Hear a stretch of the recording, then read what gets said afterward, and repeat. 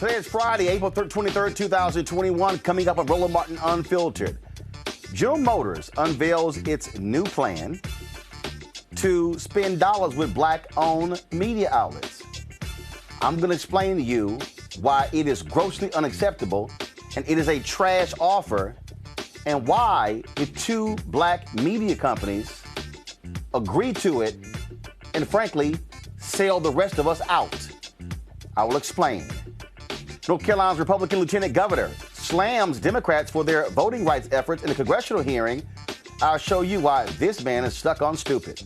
You'll also hear Reverend Dr. William J. Barber testimony at the same hearing in favor of restoring the Voting Rights Act.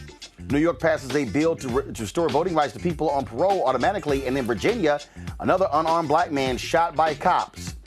Also, in North Carolina, a black man has been shot there, and the community is calling for bodycam footage to be released in the shooting of Andrew Brown. And in L.A., the leader of Black Lives Matter says that despite Derek Chauvin's conviction, there's still a lot to do. She joins us along with the father of a young man who was killed by cops in Los Angeles. And how much are you teaching your children about finances? We'll talk about that in our Education Matters segment. It is time to bring the funk on Roland Martin Unfiltered. Let's go. Whatever the biz, he's on it. Whatever it is, he's got the scoop, the fact, the find. And when it breaks, he's right on time and it's rolling. Best believe he's knowing. Putting it down from sports to news to politics. With entertainment just for kicks, he's rolling. It's on go, y'all. It's Roland Martin, rolling with Roland now. He's funk, he's fresh, he's real, the best, you know he's Roland Martin now.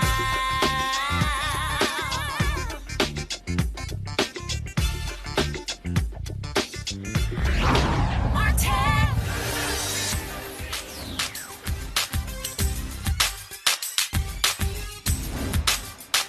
Been frozen out. Facing an extinction level event. We don't fight this fight right now, you're not going to have black-owned media.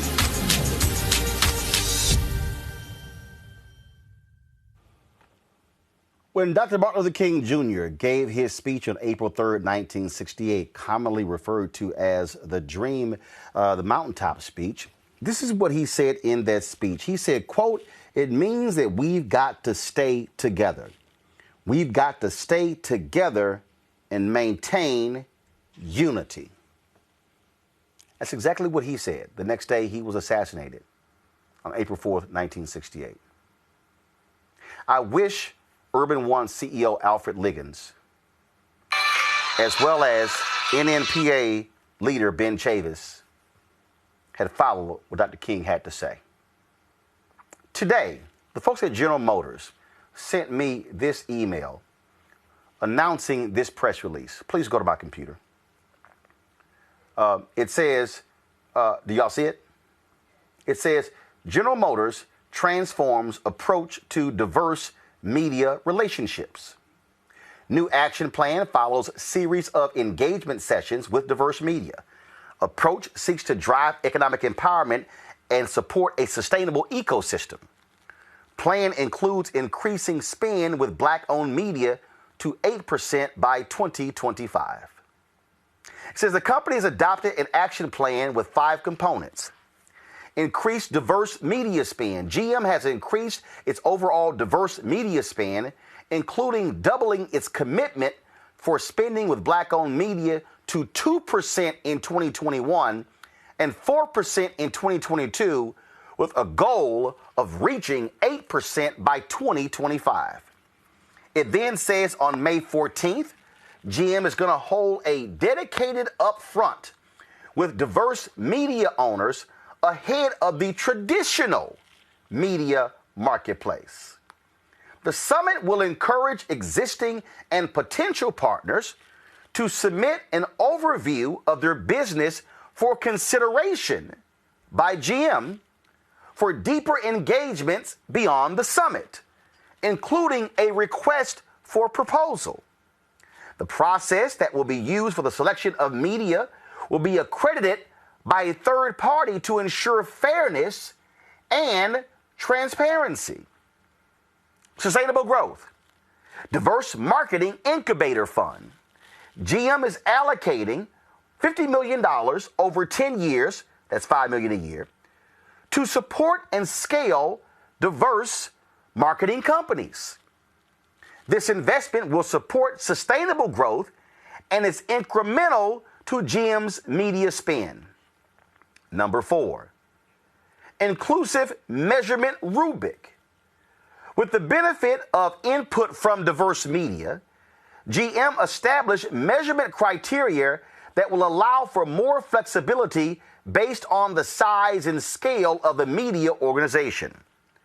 GM's priority, in collaboration with diverse media, is to create a win-win for the diverse media companies and GM. Number 5, expanded opportunities. Prospective partnering analysis. GM and its media buying agencies will use a multi-factor analysis for selection of diverse media.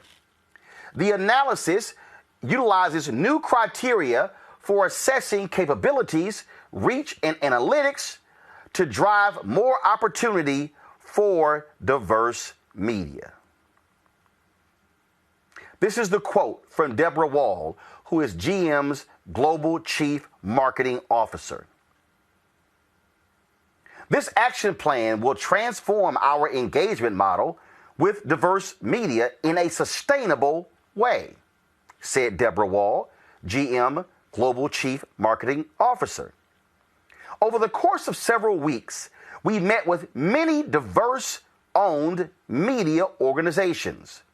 We are grateful for the transparency and spirit of collaboration which helped us frame this inclusive approach. Now watch this. Today's announcement follows GM's pledge in June 2020 as part of the Alliance for Inclusive and Multicultural Marketing to commit equality, inclusion, and systemic change in advertising. Alfred Liggins, CEO of Urban One, which owns Radio One, TV One, Clio TV, Boss Up, and those sites. Quote, I applaud GM for taking the results of their thoughtful and robust discussions with a significant number of diverse media entities and then developing this thorough, bold, and transformational plan to increase engagement with diverse media. Urban One is the leading platform to reach African American and urban consumers, and we have been delighted with our long and successful partnership with GM. Today's announcement will allow our platforms and other diverse media groups to create unique and customized ways for GM to reach their customer base. Here's the next quote. The NNPA notes with appreciation a recent substantive discussion with General Motors Chairman and CEO Mary Barra and with other GM executives about establishing a strategic partnership between GM and the NNPA going forward today in 2021 and into the future, said Dr. Benjamin F. Chauvin Jr., President and CEO of the NNPA, of the National Newspaper Publishers Association. The new GM action plan. The new GM action plan, including stated commitments to increase advertising spends with African American owned newspapers and other African American owned media, is good news for Black America. The NNPA represents 230 African American owned media companies, and we reaffirm our 50-year plus support from GM. Yet, the future looks much brighter today as a result of GM's new transformative commitments and engagement with African American owned media businesses. There are 3 words I have for these quotes from Alfred Liggins, Ben Chavis, and this entire plan from General Motors. This is bullshit. I don't want to mince any words here. This is bullshit. So let me explain. I, along with several others, signed a letter that was published by Byron Allen in the Detroit Free Press, in major newspapers like the Wall Street Journal and Washington Post, calling out GM for their black media spend. In the call that we had with Deborah Wall, because we were asking for a meeting with the CEO, Mary Barber. We called for a meeting. It was a Monday. They agreed to the meeting on that Thursday, but because the ad ran again on that Wednesday, the ad ran on a Sunday, we bet on Monday, because the ad ran in two other papers on that Wednesday, they canceled the Thursday meeting with us and CEO Mary Barber. They've yet to reschedule that meeting. Now we discover that Mary Barber does an end around to meet with Ben Chavis and the NNPA. That's interesting because after we had our meeting canceled with Mary Barber, that Thursday night, I called Ben Chavis and put him on a phone call with Byron Allen and Todd Brown. And we discussed not doing exactly with what Ben and NNPA did. And that is not to allow GM to play the game of divide and conquer. On that phone call, Ben Chavis told us that GM used to spend in excess of $3 million a year with the black newspapers, and that number had dwindled down to almost $1 million total for 230 black newspapers. On that phone call, we made clear to Ben that if we as black-owned media stick together as a collective, then we would be able to achieve even more money for all of black-owned media. The letter that was signed, Byron Allen, Todd Brown, it was signed by Butch Graves of Black Enterprise, Don Jackson, also signed by Junior Bridgman, the new owner of Ebony, Ice Cube, and I'm missing one. Well, missing one. So it was 7 or 8 of us who signed it. Okay, so we said that. What we said, folks, was we said don't play divide and conquer. Because if they can play divide and conquer, I can give you a little bit. I'm going to give you a little bit more than you're getting, and now you're satisfied. I'm going to give you a little bit more than you're getting, and now you're satisfied. We know for a fact that General Motors drastically cut the spend they did with the American Black Film Festival owned by Jeff and Nicole Friday. Shortly after our call out of General Motors, all of a sudden, GM signs a new 5-year deal with American Black Film Festival that they were touting on their Instagram page. I'm not done yet. In this statement here, it says that General Motors met with these diverse. Now, come back to the statement. It says, General Motors today announced significant changes to the company's model for partnering with diverse media, including diverse-owned and diverse targeted media. Come back. In our discussions, we made clear to General Motors, we are not talking about diverse-owned and diverse targeted. We're not talking about black targeted. We're talking about black-owned. What that meant was, we said to General Motors, do not include Black Entertainment Television, BET, in this discussion that we're having.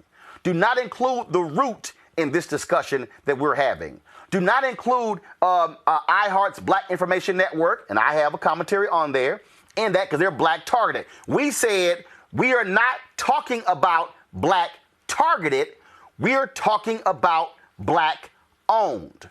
All throughout this statement, you see, number one, go back.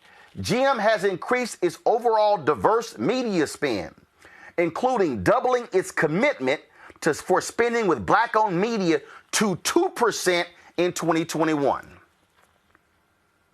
Did y'all see that? They're saying that they used to spend 1%. Based upon, and now they're spending 2%. Yay! Here's the problem. In the meeting that we had with General Motors, we said, you're spending $3 billion annually on marketing. We said black-owned media is only getting about 10 million of the 3 billion. Deborah Wall told us our numbers were wrong. They said the 3 billion was wrong and the 10 million was wrong. We said, fine, correct the record. They said, oh, we can't because that's competitive marketing. That will put us at a disadvantage. So they told us our numbers were wrong, but would not be transparent with the right number. So what does GM say? Oh, we're going to go from 1% to 2%. Ladies and gentlemen, do you realize that 1% of 3 billion comes out to be 30 million? They told us that the 3 billion number was wrong. Okay, so let's say it's 2 billion. That means that you were only spending $20 million with black-owned media companies, and now you're saying you're going to spend 40 million. You know what they have not done? Shown us who the black media companies are and who's getting what. So we're supposed to trust you that you're actually spending 2%. I called a source very familiar with the actual budget of General Motors. I was told point blank that number is a lie. They're not spending that amount. Let me take it further. In this plan, GM announces that they're going to spend 4% by 2022. Go back to my computer here. 4% by 2022 and 8% by 2025. Here's my question, General Motors. Why are you waiting 4 years to spend 8%? Why can't you spend 8% now? Let me inform all of my listeners and viewers who are watching.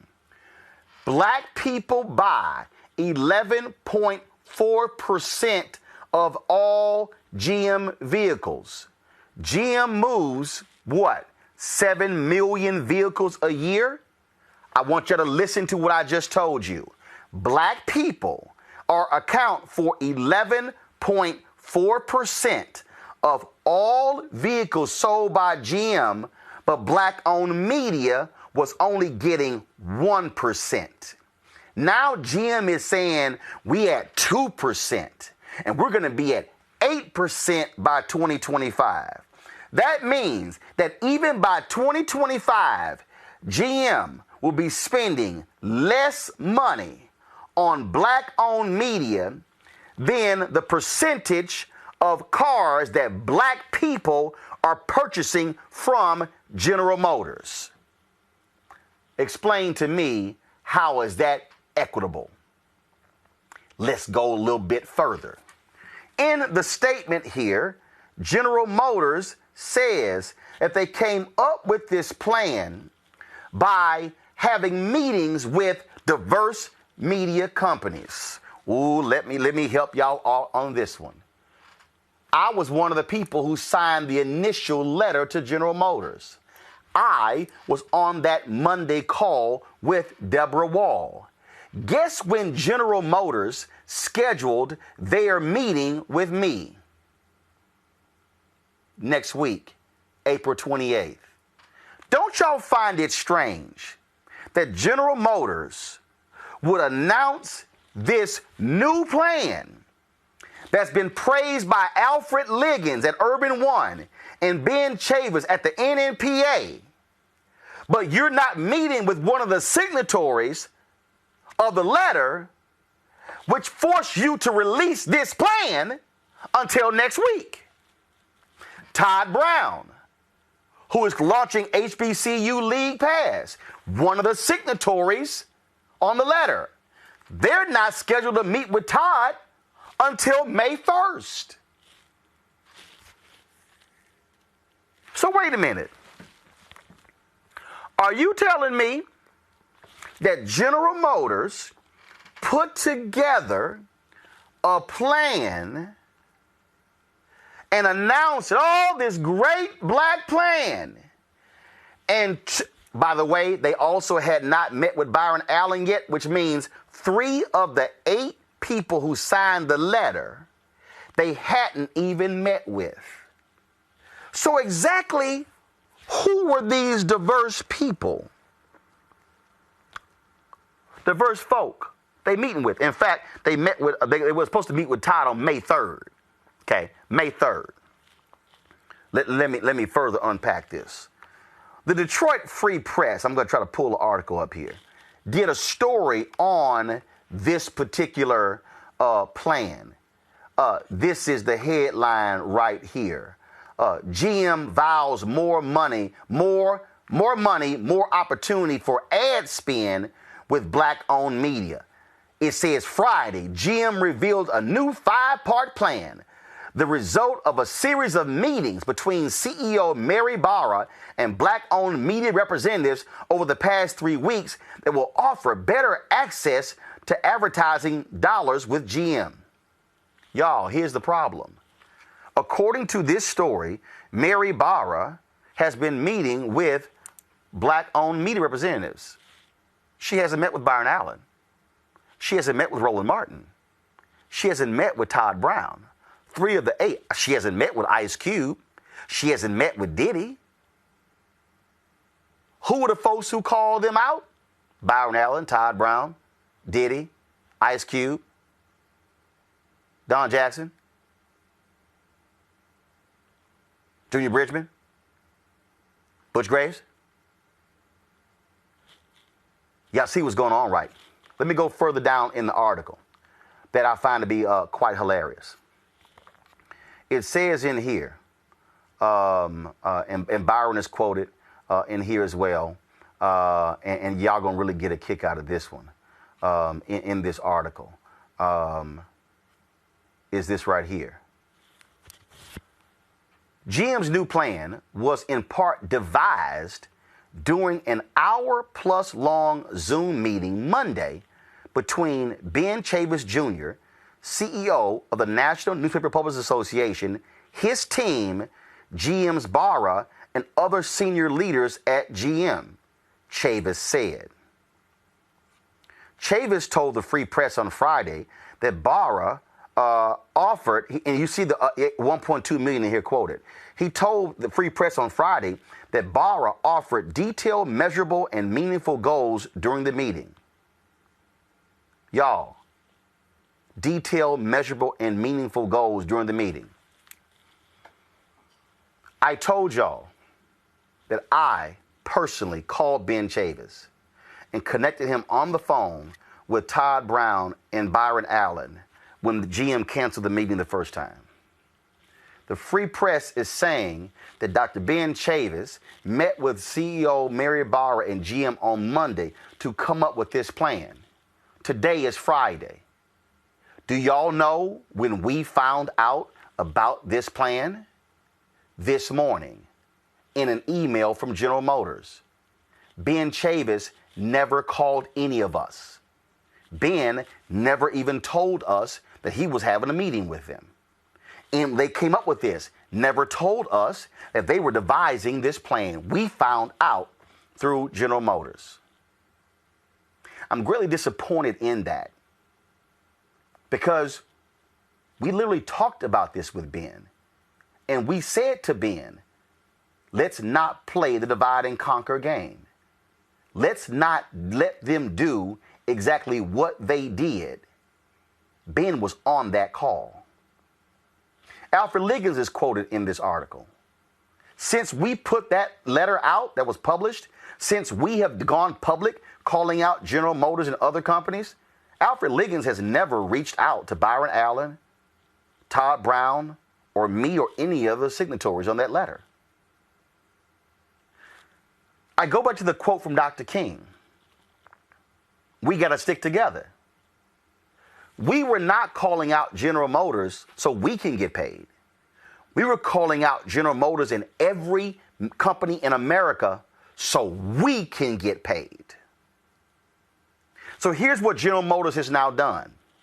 By putting out a press release quoting Alfred Liggins, the CEO of Urban One, and quoting Ben Chavis, who heads the NNPA and his 230 black newspapers, what they're basically saying is, black people, we got this thing covered.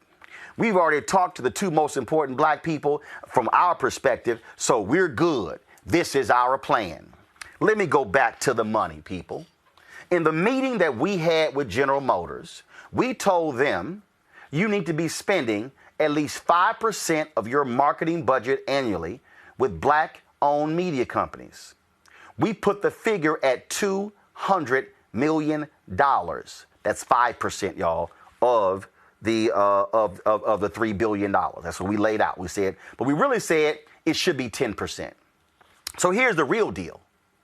Since black people are buying 11.4% of General Motors cars, we believe that black-owned media, not black targeted, not have General Motors called diverse targeted, which includes a lot of people, we said black-owned. If black-owned media got $300 million annually from General Motors, and this is what we said. I need y'all to listen to me clearly. We said to Deborah Wall, we want a 10-year contract to minimum $200 million a year with 5% escalators. That means that the pool of money, hear me? The pool of money that will be going to all black-owned media would go from the paltry 1% General Motors was spending to at least $200 million. Now remember, General Motors said our numbers were wrong.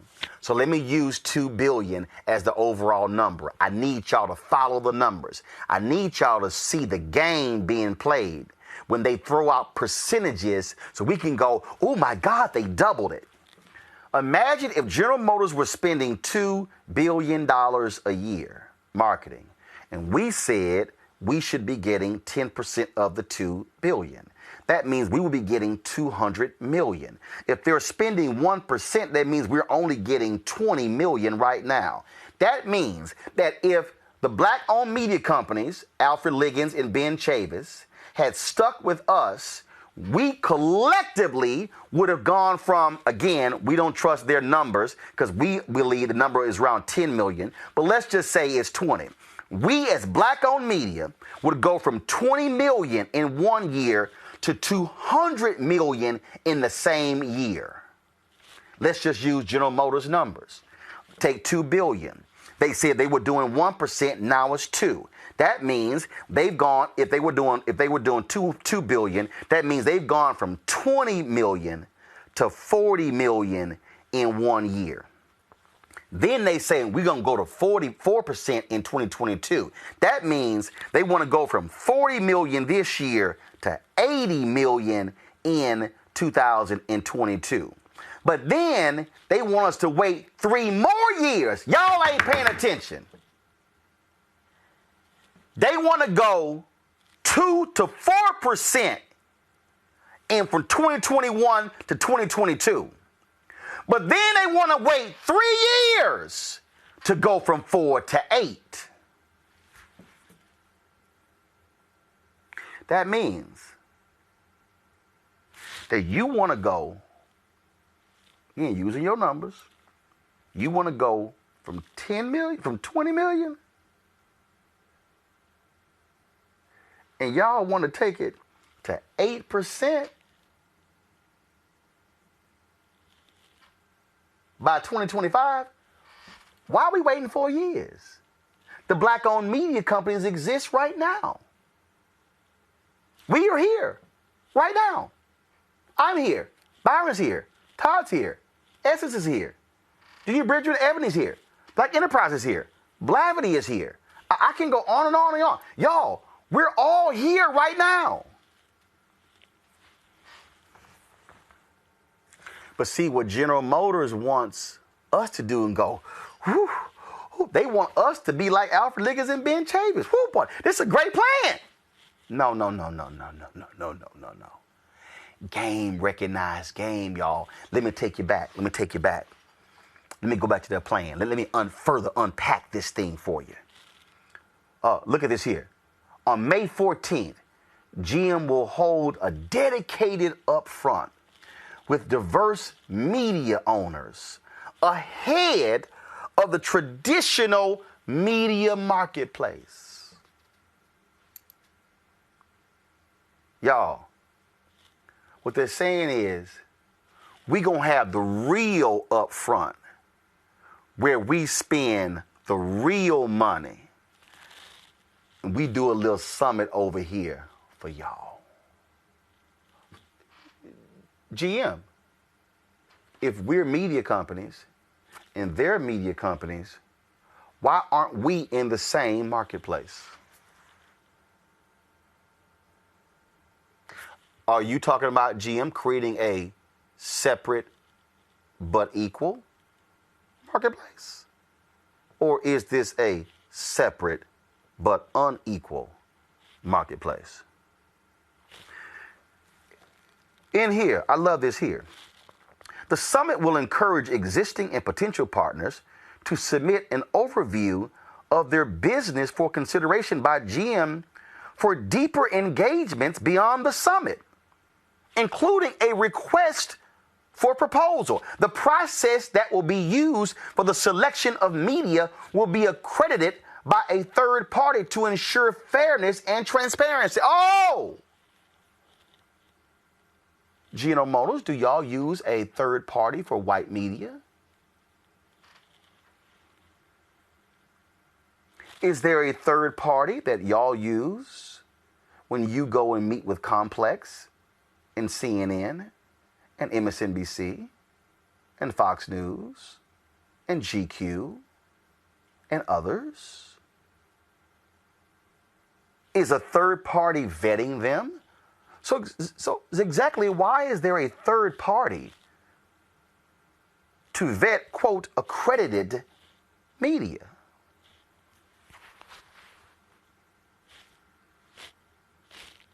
Why do we need a third party? Diverse Marketing Incubator Fund. GM is allocating $50 million over 10 years to support and scale diverse marketing companies. I'm sorry. Is that black-owned marketing companies? Because I recall in the letter that we published, we were very specific. Black-owned. This says diverse marketing companies.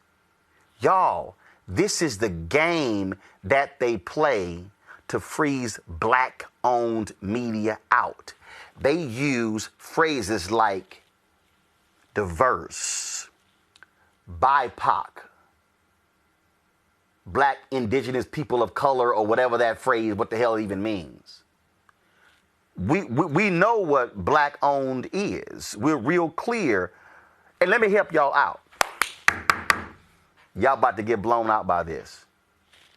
Go back to the traditional media marketplace. Y'all see that right there? The traditional media marketplace. Guess how much money these agencies and businesses commit in the upfronts? 80% of their marketing budgets. Y'all didn't hear what I just said. 80%. Go back to here. So they commit 80% of their marketing budgets during these upfronts. Deals literally being signed. Oh, but they're going to give us a summit where we can submit proposals. But y'all ain't asking for proposals from the white-owned companies. Y'all cutting ad deals. So why isn't General Motors going to cut ad deals on May 14th? Folks, this is why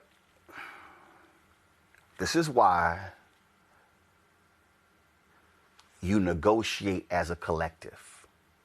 Because you come to the table with people who know how the game is played, who know how they try to freeze us out of the marketplace, who they know how they try to freeze us out of the dollars.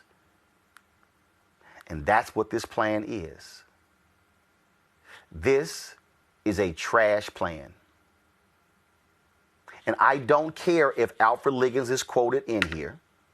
And I spent 13 years at TV One, 11 years at Tom Joyner, Reach Media owns, Radio One owns them. I don't care if Ben Chavis is quoted in there. I've run 3 black newspapers. Guess what? This is an awful deal. And let me say to all the black newspapers, by Ben Chavis agreeing to this, he's actually cost y'all more money.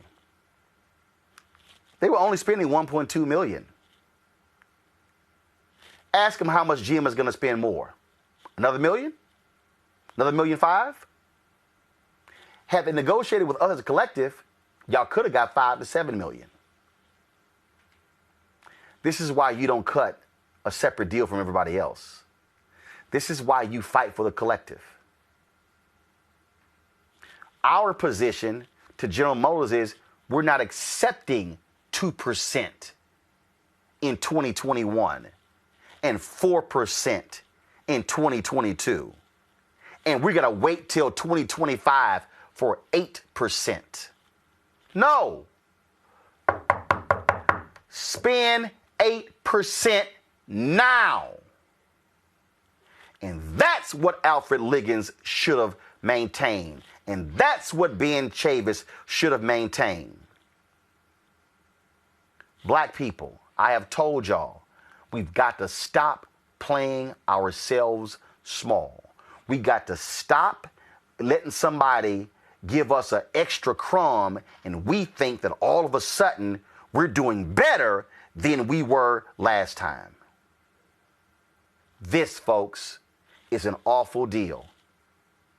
And let me be clear to every single major company out there. Do not try to use this General Motors plan as a model, because this is a trash plan. This is grossly unacceptable. This is not going to allow black-owned media to be able to grow the way it needs to grow. This is not increasing the pie. What this is doing is playing us small. And I say to the black senior executives and the black board members at General Motors, you should be telling Mary Barra and Deborah Wall, this is simply unacceptable. And just because you got 2 black people to sign off on this does not mean folks like me are going to sign off on this as well. So General Motors, I look forward to our meeting on April 28th. Don't come with this plan. Y'all better come with specifics. Because here's the deal. I'm not getting any money from y'all right now. So what the hell I got to lose? I'm going to bring in my panel right now. Michael Imhotep is the host of the African History Network show. Also joining us is Xavier Pope, host of Suit Up, news owner of the Pope Law Firm, and Candace Kelly, legal analyst, Start Your Morning analyst with Black News Channel. What I've laid out here, Michael, is the games that corporate America plays with black people. Yep. How they like to do the end around and then get black folks say, ooh, boy, this is a great plan. I love this. General Motors could be spending 8% this year. They don't want to. They're saying, right, we'll wait 4 years to spend 8%. And guess what? If the black market share of cars bought, GM cars bought, dropped from 11.4% to 8%, guess who will be fired? a whole bunch of executives, including Deborah Wall, the chief marketing officer. So they want us to keep buying GM cars, but they don't want to spend money with black-owned media. I totally agree, Roland. I've been reading an article here from the Detroit Free Press about this, and I've lived here in Detroit all my life. So, yeah, the game recognizes game. You can't slick a can of oil. This is the game that they're running. They can go to 8% right now, but when reading through the bullet points, the article from the Detroit Free Press lays out 5 key parts. As soon as they said diverse ownership,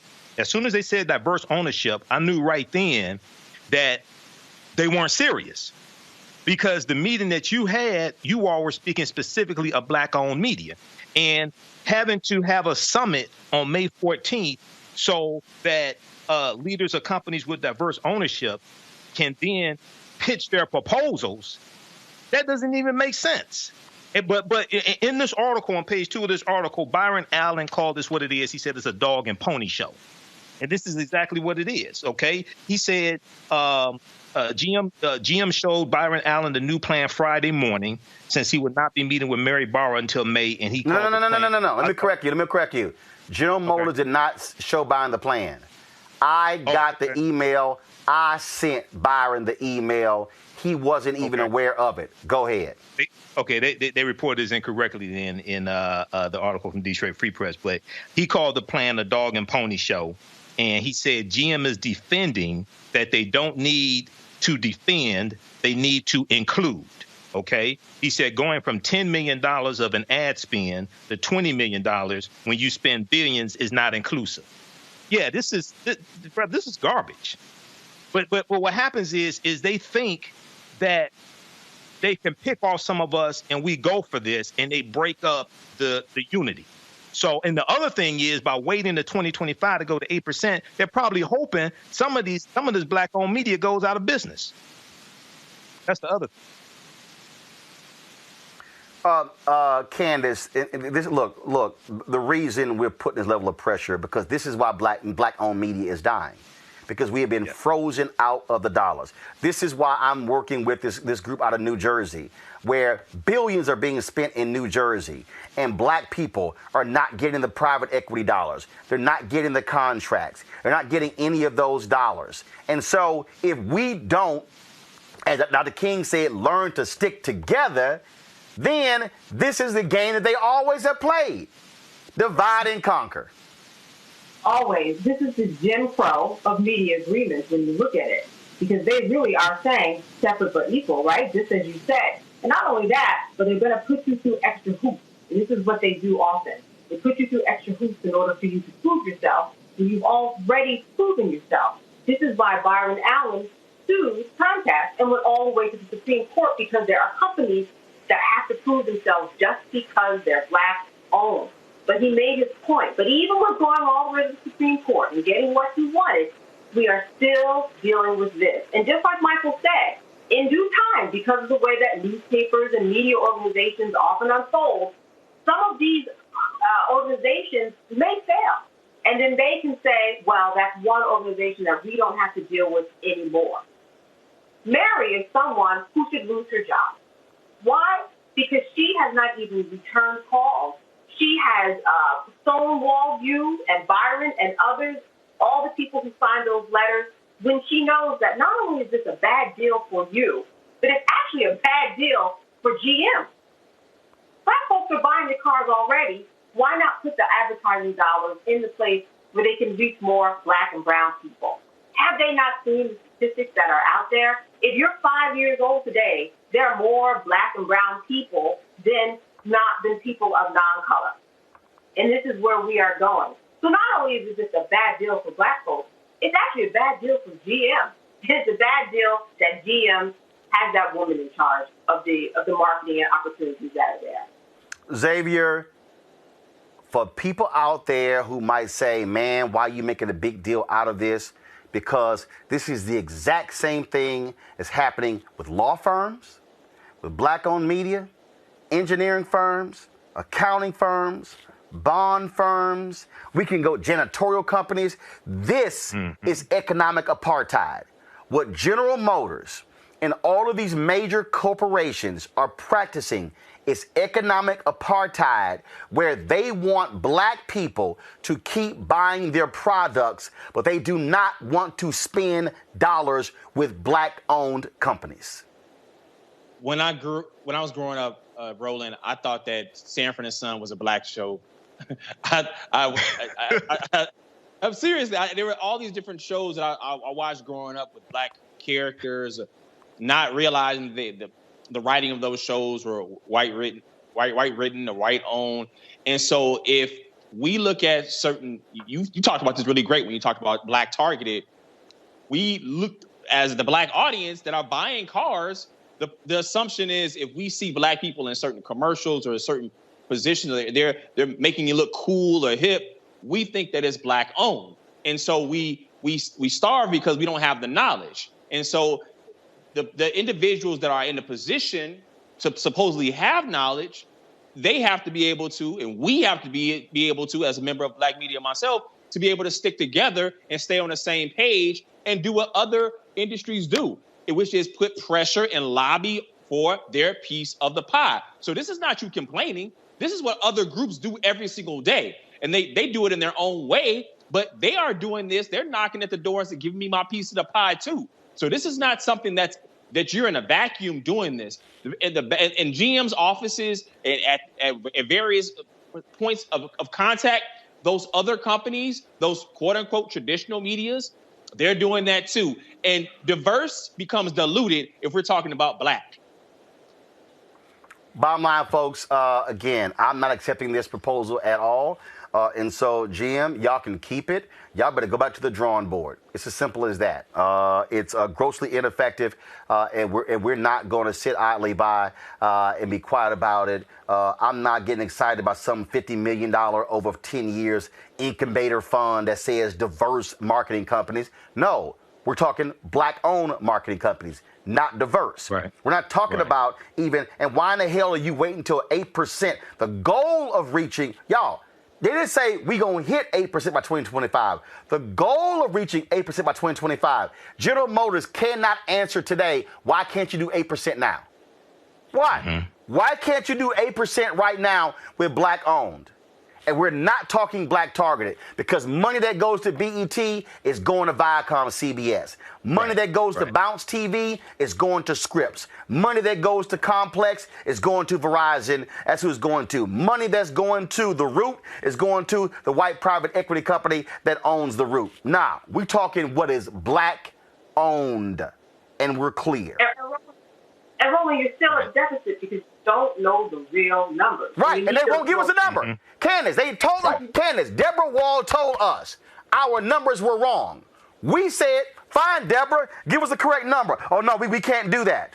So we supposed to, and I talked to someone who is very much in the know, who said, Roland, the numbers that they put out, that 2%, that 4% is wrong. Those numbers are flat out wrong. They will not put the dollar amount because they know it's so damn low. And Roland, if you look at if they're asking for proposals, guess whose numbers they're asking for?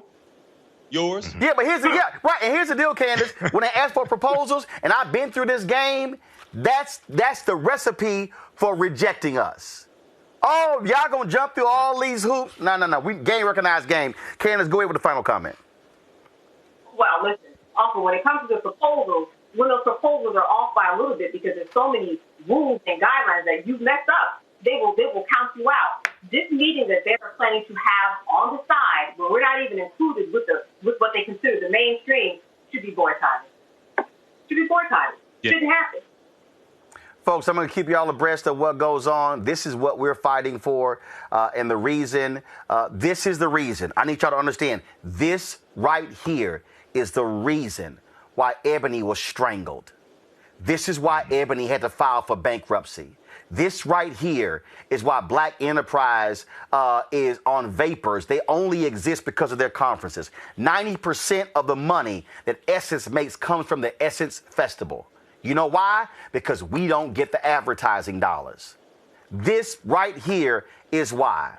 And they love sending money to Black targeted. And hey, J.C. Watts created the Black News Channel, but guess what? A Pakistani-American billionaire is now the majority owner of Black News Channel. Black News Channel is not Black-owned. It's Black-targeted. All I'm simply saying is this here. We want to be in a situation where we could create Black billionaires who own media companies. But they want to strangle the dollars from us. And what we're saying to General Motors and every other corporation in America, y'all love Black folks buying y'all products.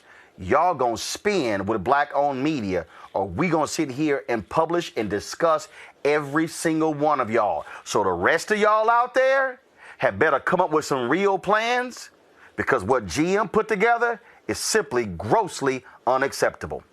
We're going to a break. When we come back, we're going to talk about the issue of voting in this country.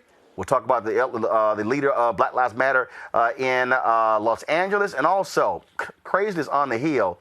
Y'all want to hear a fool out of North Carolina, a Black Republican, try to criticize the fight against voter suppression?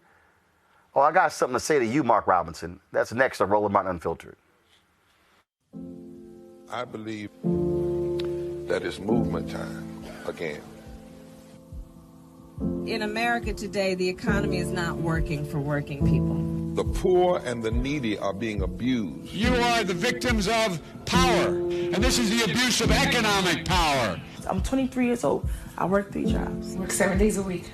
No days off. They're paying people pennies on the dollar compared to what they profit, and it is time for this to end. Essential workers have been showing up to work, feeding us, caring for us, delivering goods to us throughout this entire pandemic, and they've been doing it on a measly $7.25 minimum wage. The highest check I ever got was nearly $291.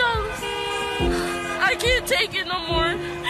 You know, the fight for 15 is a lot more than about $15 an hour. This is about a fight for your dignity. We have got to recognize that working people deserve livable wages. And it's long past time for this nation to go to 15 so that moms and dads don't have to choose between asthma inhalers and rent. I'm halfway homeless.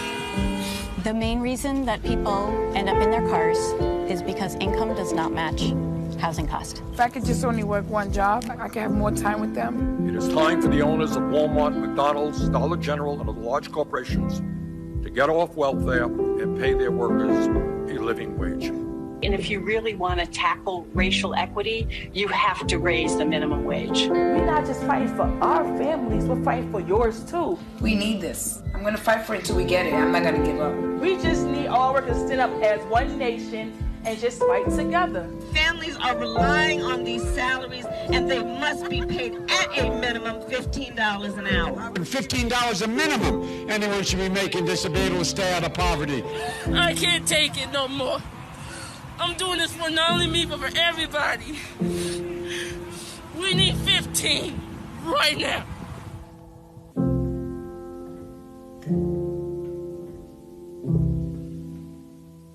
Black TV does matter, dang it. Hey, what's up, y'all? It's your boy Jacob Lattimore, and you're now watching Roland Martin right now.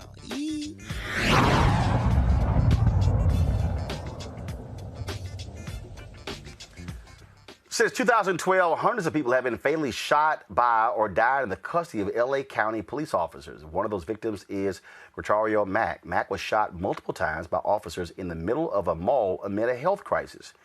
None of the officers have faced any charges. Activists are rallying to combat L.A. Mayor Eric Garcetti's proposal to increase the LAPD spending by 3%. Joining me now is Quintus Moore. He is Quintus Moore, the father of Gregorio Mack, Quintus Moore, and Melina Abdullah, Black Lives Matter, Los Angeles. Certainly glad to have both of you here, and certainly, first, Mr. Moore, we're sorry for your loss. Melina, I want to start with you. Increase the spending of the LAPD by 3%. Most people have no idea that most of these major cities, 30 to 40% of the entire city budget is going to police departments.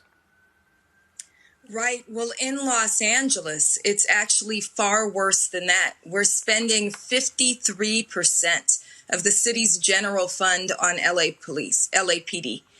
So that means those are dollars that are not going to housing, that are not going to health care, that are not going to mental health resources. And Mr. Quintus will talk about how Grishario Mack was having a mental health issue and asked for help.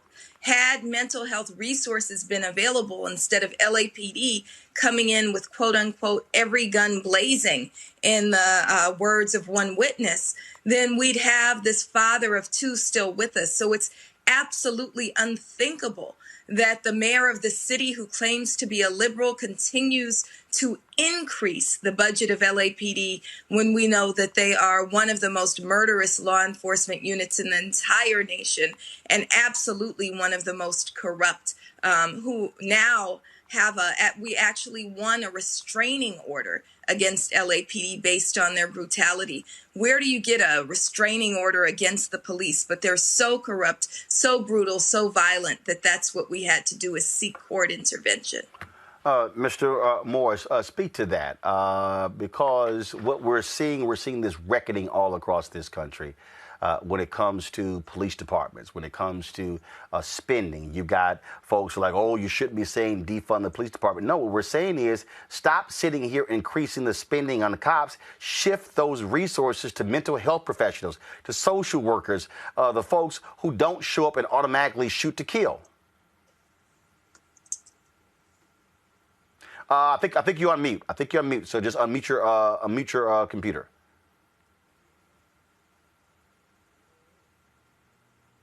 Keep talking. He's still on mute.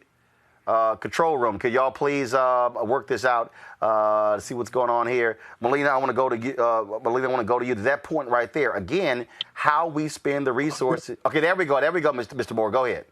Okay, yes. Now we got you. Go ahead. First of all, I know, some police officers. The sheriff's department in L.A., they go to the academy for 4 months. LAPD, the officers go to the academy for 7 months. Mental health workers and therapists and psychologists, they go to school for what, 4 years or more? And these officers, they train them so many months with weapons, so many months with something else. And they're not equipped or trained to do mental health crisis work, or a lot of them can't even handle domestic violence issues. So we need those funds to go to people who know what they're doing when there's situations that call for mental health, help. And the police officers aren't equipped. They're trained to kill. They're supposed to apprehend, but as we've seen across this country, what they're doing is killing. And in the case of my son, he was having a mental crisis in a public, crowded mall in the daytime with thousands and thousands of shoppers, men, women, and children. And my son was having a mental crisis. He had a little kitchen knife with him, like we used to carry pocket knives back in the day. He had a little kitchen knife. He was paranoid, and he asked the security guard. And some of the patrons in the mall said, "Why don't you call the police?" They said, "No, if we call the police, we know what might happen." And that's exactly what happened. My son asked the security guard for help. The security guard said, "Okay, I'll get you some help." She went to call her dispatcher, not the police. And she said, "There's a gentleman in the mall. He's a young man. He has a little kitchen knife, but he's having some mental issues, and he's asking for help. Could you send someone over to help him?" The dispatcher hung up, immediately called LAPD in a frantic tone of voice. "There's a black man in the mall with a knife." And LAPD rushed over like gangbusters. Witnesses said they came in like Navy SEALs. My son was already paranoid and scared. So when they started yelling at him and training all these guns on him, he immediately started running for his life. And he had every right to do that, because we know what happened. And as he ran, they started shooting him in the back. And, the back of the leg, the back of the arm, in his buttocks.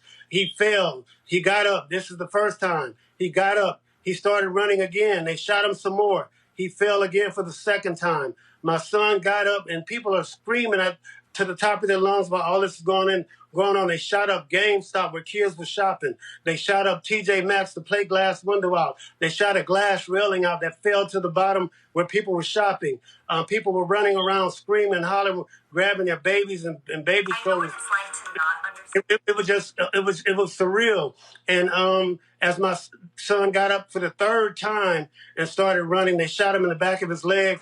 He fell again, Roland, for the third time, laid there in a fetal position in a puddle of blood. But thanks to Black Lives Matter, we were able to get an independent autopsy. All of those first 6 or 7 shots were non-life threatening. My son would have still lived, but the knife that fell no longer deemed a threat. He was never a threat. The police were the threat. They shot like 15 times in the mall. 7 or 8 of the bullets hit my son. They were the threat.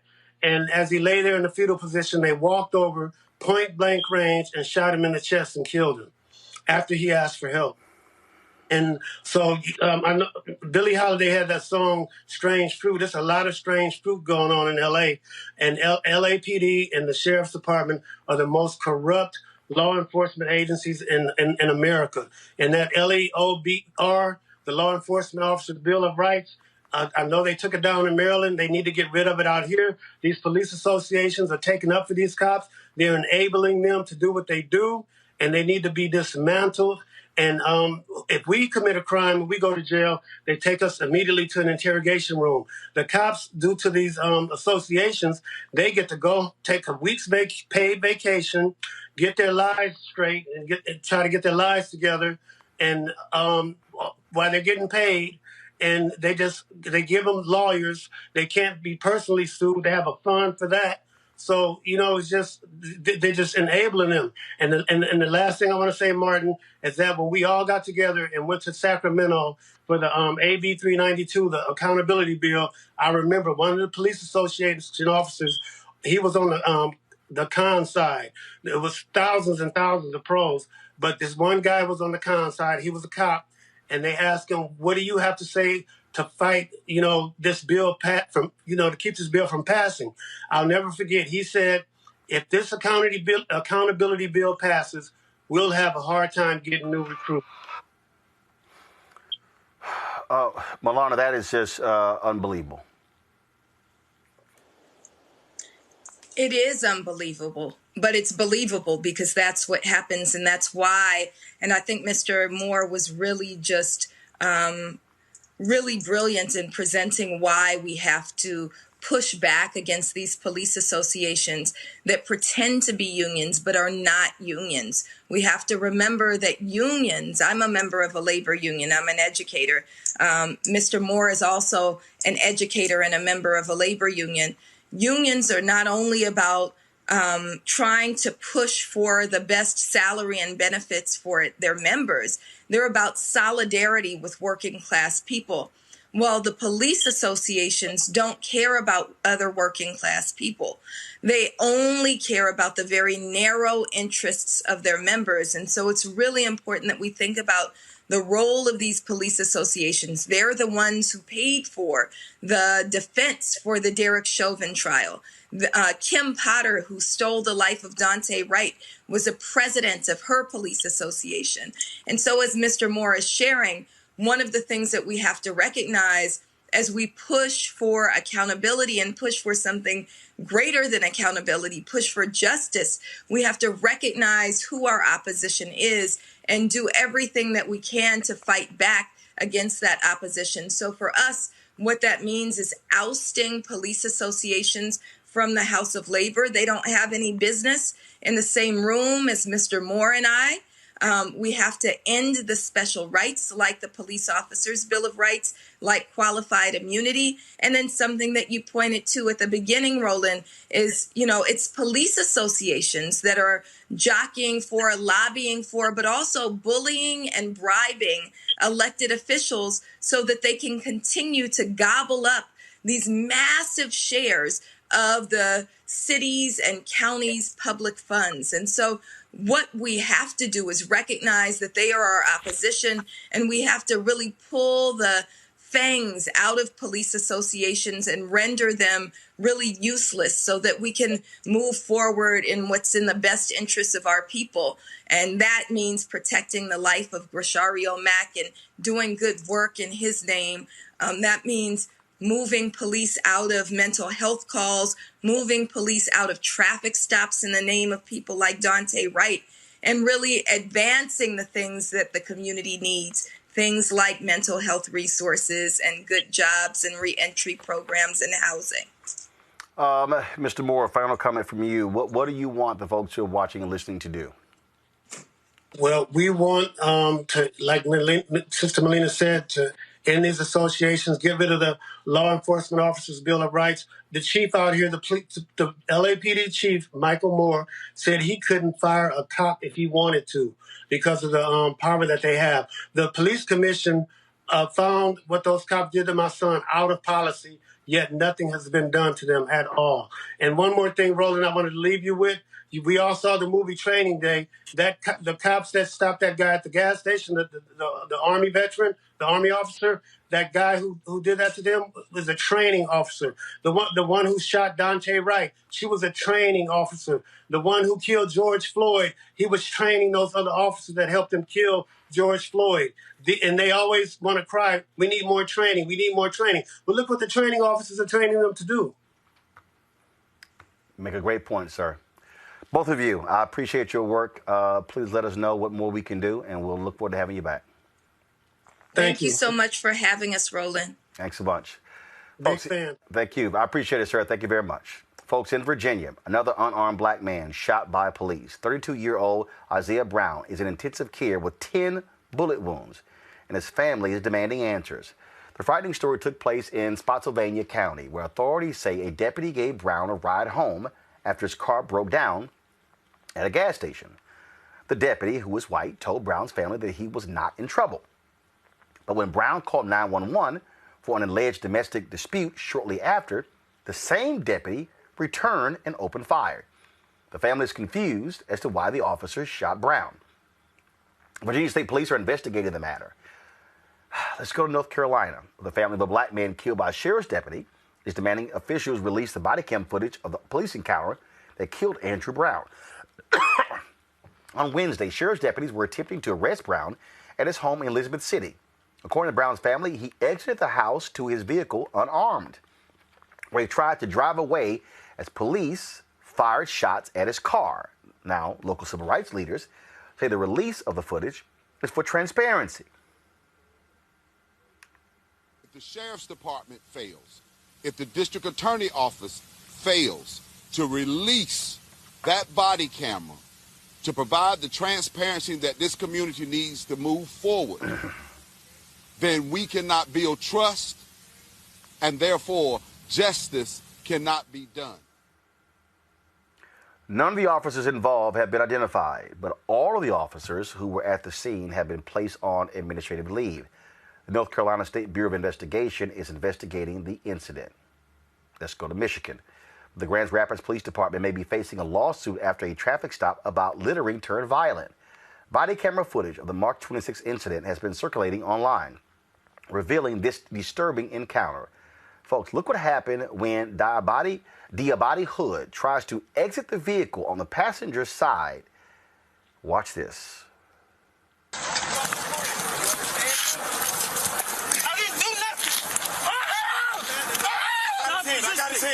Stop resisting. I'm not resisting. Stop grabbing at him. Stop grabbing me. Guys doing all right? Yep. Stop, man. Just stop, bro. He pushed me. No, I got pepper spray. No, don't do that. Don't do that. Relax, bro. Relax. Don't grab his hair.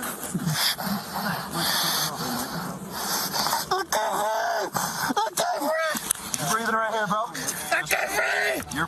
The video clearly shows Grand Rapids officers, folks, punching Hood in the face while he's on the ground. Police say they found 4 weapons inside the vehicle, and all 3 men in the car were arrested on felony charges. The Grand Rapids Police Department says the stop was reviewed by supervisors and members of the department's training unit and found no malice. In Georgia, the ex-Atlanta cop who shot and killed Rayshard Brooks wants his job back. Currently facing murder charges, Garrett Rolfe and his attorney appeared before a city board requesting to be reinstated as an Atlanta police officer. The chief of police or their designee will not may, will ensure that a completed notice of proposed adverse action is issued to the employee in person or by certified mail. Did I read that accurately? Yes, you did. So based on your previous testimony, it was Chief Shields' obligation to make sure that Officer Rolfe received a copy of the notice of proposed adverse action in person or by certified mail, correct? Correct, according to the document, correct. Now then we look at number 2. There should be at least 5 working days between the date of the notice of proposed adverse action was issued and the date scheduled for the employee response session, correct? Correct, that's what's stated on the document, correct. Because if we're gonna give an employee, and they have a right under the ordinances to give an employee response session, they have to have an opportunity to appear, and they have to have an opportunity to prepare, correct? We've already established that. Correct. Well, June 13th, 2020 was a Saturday, right? Right? I'm not sure what day it was. Okay, well, you can take my word for it. It was a Saturday. And you said that everybody was in meetings, right? We were in various meetings that day, in and out of meetings, correct. A lot going on, right? Definitely. So did somebody tell you the chief was too busy to put her signature on a piece of paper and meet with Officer Rolfe? Did someone tell me that? Chief and I were in the room, and I was asked to sign that document. Garrett Rolfe wasn't in the room, though, was he? No, he was not.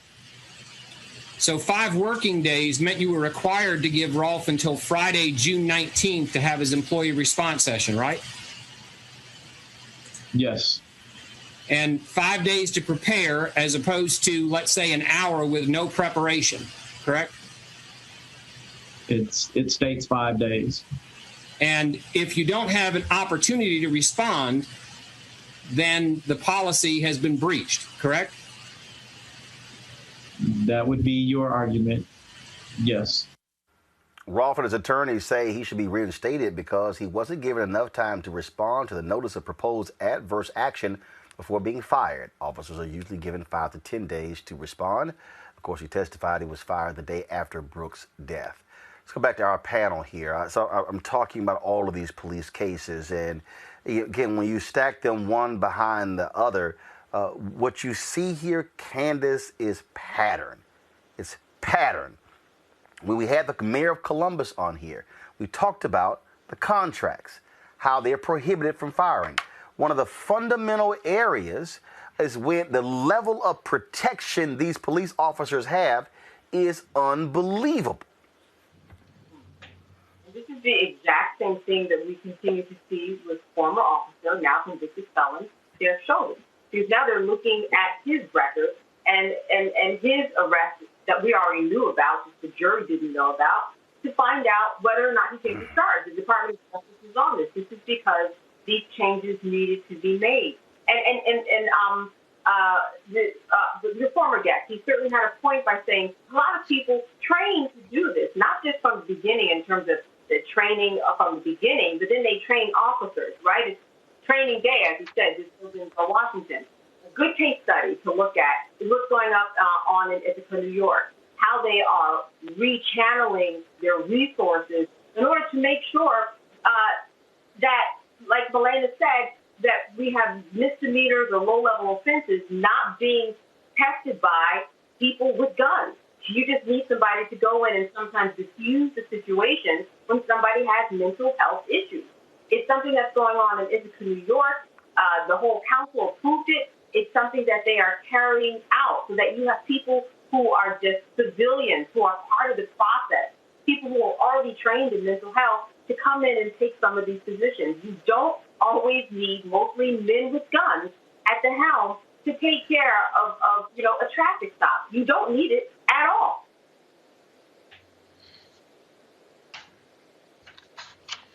People ask us all the time, why do y'all keep showing these videos? Why do you keep talking about it? It's because now with video, people are now seeing how widespread and rampant this is, and we have to keep it in folks' face and not let them somehow say, out of sight, out of mind. Yeah, I mean, we also look at the fact that we had the last guest in L.A. There are $245 million that has been spent on police-related misconduct in L.A. alone in the last 5.5 years. And that's a third of what the city pays out in its liability, period. And so this is not only an issue in terms of what's happening with police officers, but it's an expenditure of our money, taxpayer money. Number one. Number two, the transparency of matching what those settlements mean to the training and saying you're falling short of the training if the city is spending $245 million. What other industry do you know that your industry itself is spending $245 million and it's not being the way that the union is being negotiated with changes? And then also the transparency in terms of how does it look when you have low-level offenses. We saw this with the chief of Minneapolis Police, Arredondo, state that the $20 issue with George Floyd in terms of him wound up losing his life in a conviction of Derek Chauvin should have never even happened in the first place. And so we have all these interactions with law enforcement that are going way overboard. We saw the Supreme Court ruled in Tennessee versus Garner, you can't shoot a suspect in the back. So it's not just the issue with mental health services. Is if there is an issue, you shouldn't be shooting people in the back in the first place. Michael. Roland, this case here in Grand Rapids, Michigan, I read the reporting from WXYZ Channel 7 here in Detroit, as well as Wood TV in Grand Rapids, Michigan. And, it's a disturbing case. Number one, they said they recovered 4 weapons from the car, but in reading the reporting from the 2 sources, neither one said that the weapons were illegal weapons. Nothing said that the weapons were illegal weapons. Now, they've been the stop ended with 3 felony arrests. In none of the reporting does it say the felony arrests were for illegal weapons. Right. So and then Tyrone Bynum is the attorney representing the 3 men. And hopefully, you can reach out to them and get them on to interview them, because this is a really strange case. Tyrone Bynum said that the punching of Diabate while Diabate was on the ground, he said that's excessive force. They told him to stop resisting, but he's trying to cover up his face because you keep punching him and punching him in the eye. Now, he was charged with trying to take one of the officer's weapons. I don't know if he actually did it or not, but this is strange. Reading the reporting on this and watching some interviews dealing with this is a strange case here. It is. And look, we're just going to keep focusing on this. But the bottom line is this here, people. Look, the momentum is there. The pressure has to stay there. It has to be constant. We can't just go, hey, Chauvin found guilty, it's all good. No, we've got to keep, as Congresswoman Maxine Waters says, you got to keep the pressure there to change these laws. Yes, the Maryland legislature overrode the veto of the governor, getting rid of that officer's Bill of Rights. It has to happen in other states as well if we're going to see any substantive change. Let's go to Iowa, where a woman accused of running over a 12-year-old black boy and a 14-year-old Latina girl has pled guilty to all charges. During her court appearance Wednesday, Nicole Marie Poole pled guilty to several hate crimes connected to the December 2019 incident in Des Moines, Iowa. She also pleaded guilty to the attempted murder charges filed against her for hitting the kids. Poole said she struck the young girl because she is a Mexican and hit the boy because she believed he was an Islamic State terrorist. She is facing a life sentence. Folks, got to go to break. We come back. Let's talk about voting rights in this country, how even Republicans are real good at putting up clueless black Republicans to parrot their talking points, which will simply blow away next on Roland Martin Unfiltered. You see what's happening. It's not just in Georgia. It's here in Florida and in 43 states across the country. Last year, I had my voting rights restored with an assist from the Florida Rights Restoration Coalition. I did it for myself, but also for my future. Having children, I realized I could make a difference. So I got my voting rights restored, got registered to vote, and I got my vote in through the Postal Service since I was working out in California during the football season. Now, they're trying to undo that, and the hard work of so many others. They're taking away drop boxes, making it hard to vote by mail. and they're still trying to make returning citizens pay for a poll tax just to vote. Now that we know what they're trying to do, let's stop them. Here's how. Call your legislators, call your members of Congress, and start by signing our petition at morethanavote.org/protect. The fight is not over. We're just getting started. Help us help you and protect our power. Hi, I'm Kim Burrell. Hi, I'm Carl Payne. Hey, everybody, this is Sherry Shepherd. You're watching Roland Martin Unfiltered.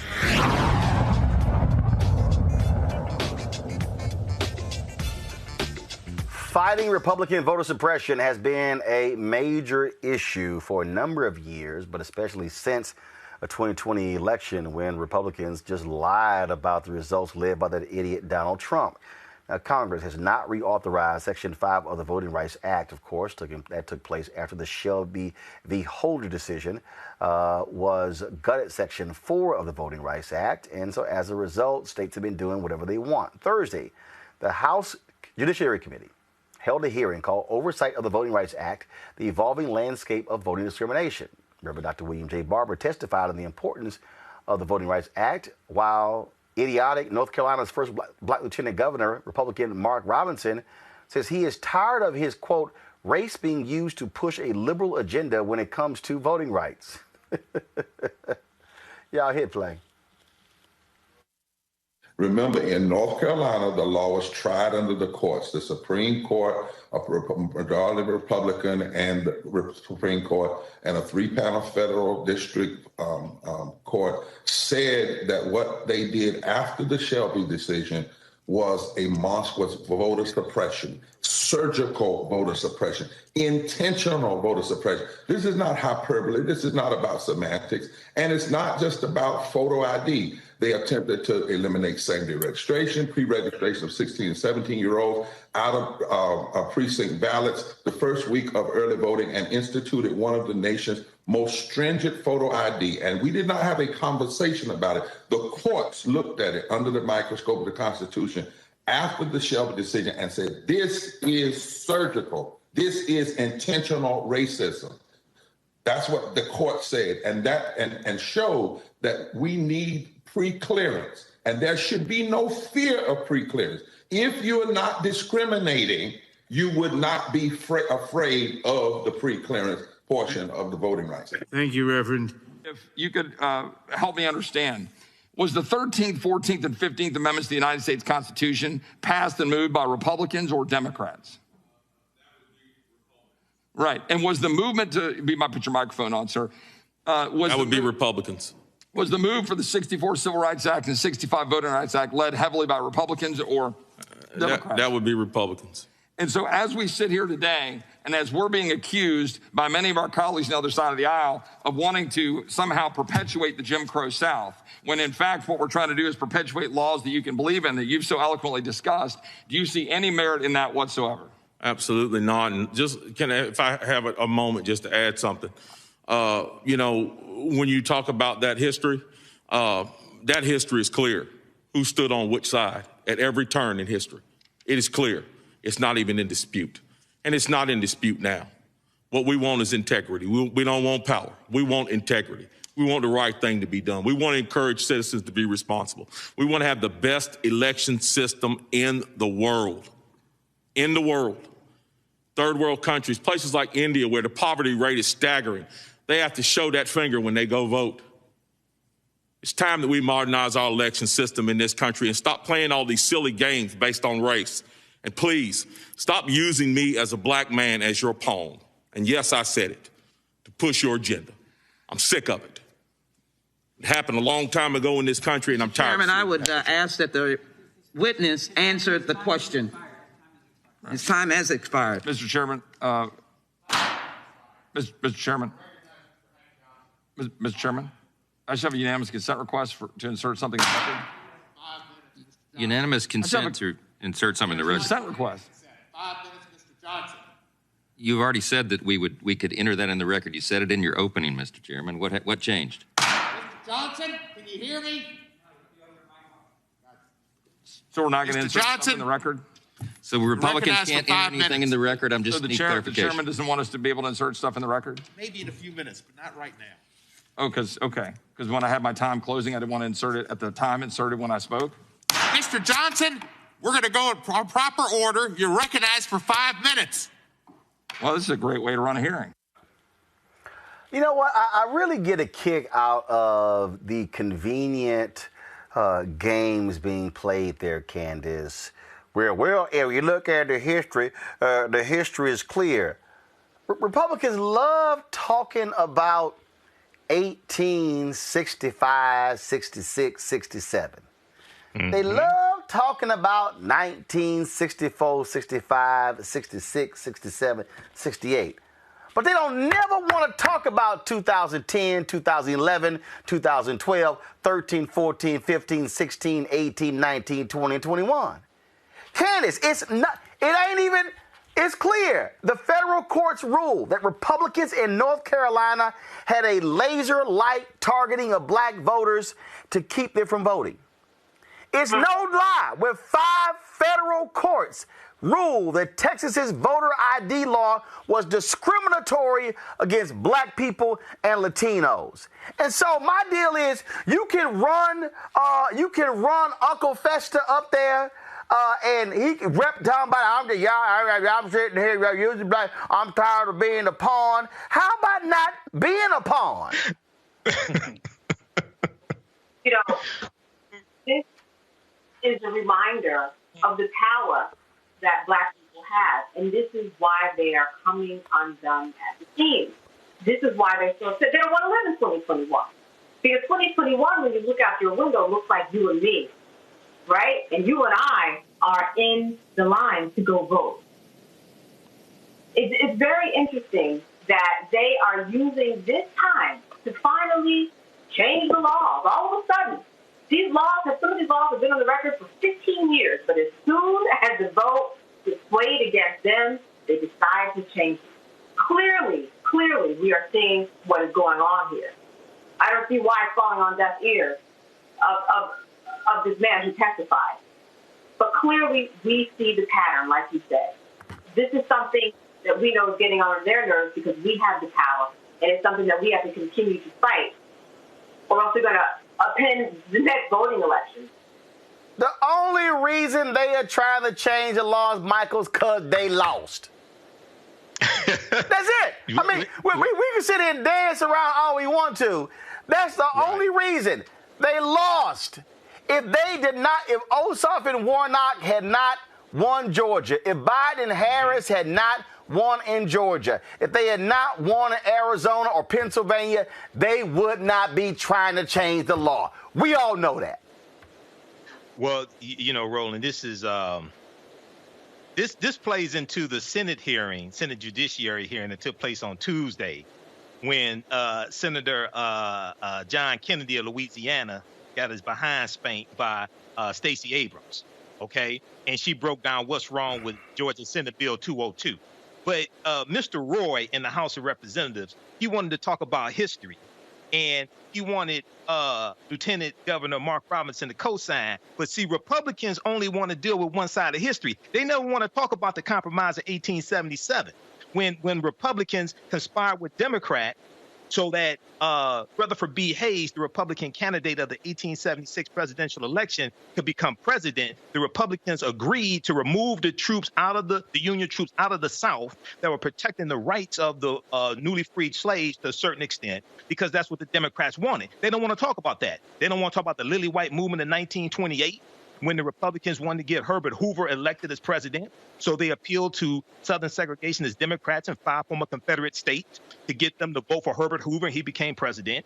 And then Mr. Roy talked about 1964 Civil Rights Act, but he doesn't want to talk about Barry Goldwater of Arizona, who ran for president in 1964, who was a Republican and who was against civil rights. And he doesn't want to talk about the party realignment that took place, because many Southern segregationist Democrats left the Democratic Party, and where'd they go? They went to the Republican Party. You're dealing with a different Republican Party, and you're dealing with a different Democratic Party than you were dealing with before that party realignment. So they don't want to deal with that history. Run that on somebody that doesn't understand history. But, Xavier, the thing here is they don't want to deal with what's happening today. And they don't want to deal with being called out. And the bottom line is They are specifically targeting black young voters and others because they're trying to use the law, trying to get rid of drive-in voting, curbside voting, trying to get rid of same-day registration. They are trying to, all of a sudden, only one ballot drop box in Georgia. Let's not have it outside. Let's move it inside so you can only drop your ballot off when the hour is over. We know the game here, and it's all been led by Republicans, period. All Republicans. All Republicans. The big deal in Georgia that we're not talking enough about is that the change to the bill is any one person can make a mass challenge, and now there has to be a hearing of individual voters in that state. Where we saw in the runoff election, there were significant challenges, but a lot of different counties, they didn't have to actually to respond to those challenges because they were ridiculous. Now they're required to, or they'll be sanctioned by the state. So you can have one. Who do you think they're going to be targeting? The one person of mass challenges in those states, black people. And so what we're going to, but it's Roland. They've been really bold with their rhetoric.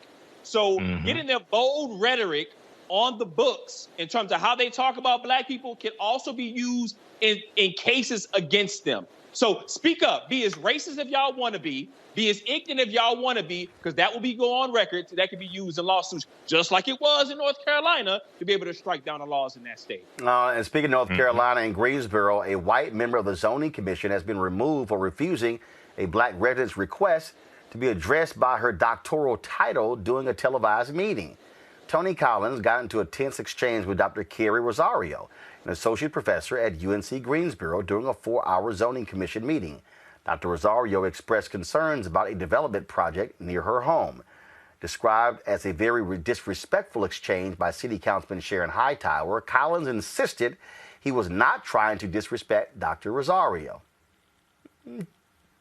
Decide for yourself. We're here to approve the standards that have been presented.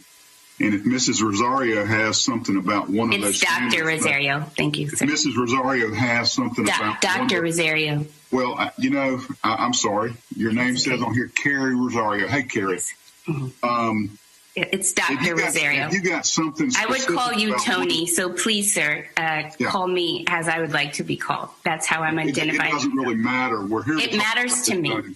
It matters to me. And out of respect, I would like you to call me by the name that I'm asking you to call me by. Thank you. Your screen says Carrie Rosario.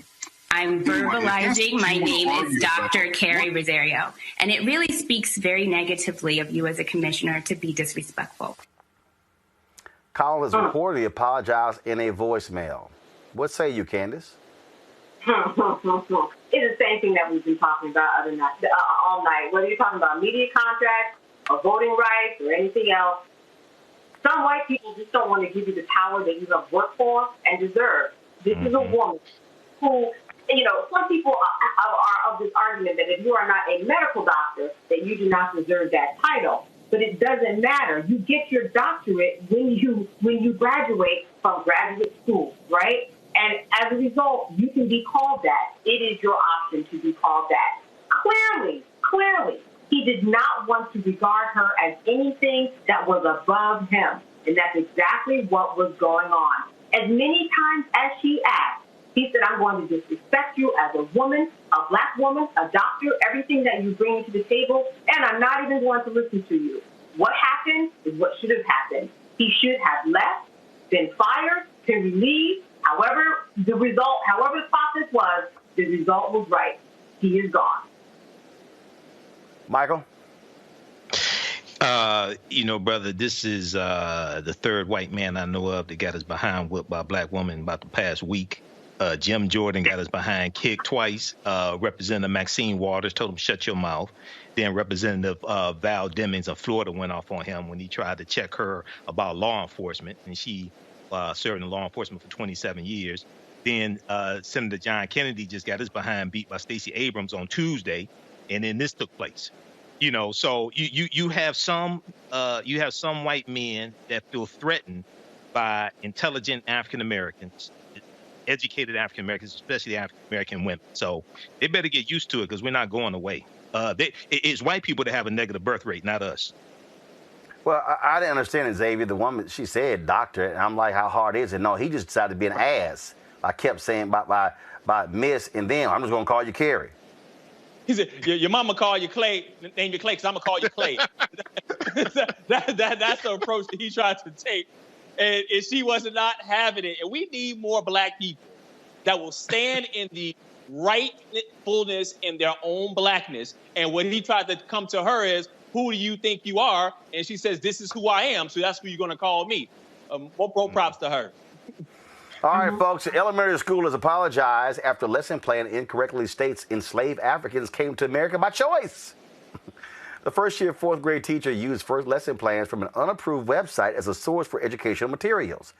The worksheet was about slavery in colonial America and asked 4 questions, one of which was, why did slaves come to America? It provided a fill-in-the-blank answer that read, as an exchange for the trip to America, African Americans agreed to work for colonists for X number of years, but then were kept as slaves. Another question asked what jobs were done by enslaved people. It offered the answers, butter and blank around the house. Michael Pirro, the Pittsburgh Central School District, released the following statement. It was brought to our attention this morning that in January, a worksheet was used in a 4th grade class lesson on slavery during colonial times. The worksheet was in no way an accurate depiction of slavery during colonial times and was highly insensitive in tone. We immediately met with the staff members involved in the lesson and have taken steps to remedy the situation. This will include a reteaching of the topic of slavery during colonial times and remove the worksheet from student notebooks while providing them with correct, factual information on the subject. Furthermore, we are working with our 4th grade teachers across the district to be sure this worksheet is not being used in any other classrooms. I would like to thank the parent who brought this to our attention, and we have reached out to them in order to make a full apology for the use of this worksheet. We have also reached out to the parents of the entire class to share this error and apologize for it. I'm just trying to understand, so this is the rest. This situation reinforces the significance and importance of working with our staff with regard to high-quality resources, ongoing professional development, and culturally responsive, sustaining educational practices. This is something we take seriously and are continuous improvement. First of all, I'm just trying to understand something, Xavier. Why the hell are you using worksheets out of the class when you got approved materials in class? You on mute. That's what she wants to reinforce. We got it.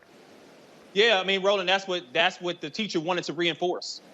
Really, if that's your objective is to teach kids racist nonsense, then that's what she's going to get across, and hopefully it gets across. Didn't you start this show and start out with saying this is some bull? This is some bull. Being plain and simple. It's crazy to me. It's beyond laughable to me. All right, y'all, in Greenville, Texas, pending an investigation, elementary school teacher is on leave for sending a parent a picture of her foot on a black boy's neck. The teacher texts this photo to Zaylene Jackson's mother shortly after the verdict of Derek Chauvin. The student and his mother believe the teacher sent the picture as a joke, but Jackson's aunt does not see it as a joke. The aunt, LaCadrian Jackson, alleges the teacher said she would put her foot on the boy's neck if he didn't stop misbehaving in class. When the boy and other students said she wouldn't, he got down on the ground and took the photo. The Greenville Independent School District released a statement saying, Dear Greenville ISD families, Tuesday, a highly upsetting picture depicting a black student with a foot on his neck was posted and circulating on social media. Upon learning about this, we immediately contacted the family to check on the student to ensure his well-being. We will continue to be in touch with the family to be sure the student feels safe on campus. Our Human Resources Department immediately contacted the employee who staged the picture. We'll take the situation very seriously. It will be thoroughly investigated and appropriate action will be taken. We have heard from many community members and we understand their concern and anger. Greenville ISD embraces diversity and believes in the importance of treating all people with respect and dignity. Really, Michael? Roland, how many white students has that teacher done that to? That looks like child abuse. You can't do that. Okay, so I don't know how long this person has been a teacher. I want to know how many white students have you done that to? And also, I'm not exactly sure the date that this took place, but because of this whole era of Derek Chauvin, George Floyd, why would you think something like that would be acceptable? Hello. You know, but now hopefully this teacher is not teaching those students about slavery either. hopefully she ain't doing that either, you know. But if I could comment quickly on the previous story, Roland, if you want me to, dealing with slavery. Come on, quick. Okay. I encourage everybody to download the study from the Southern Poverty Law Center called Teaching Hard History American Slavery. Teaching Hard History American Slavery.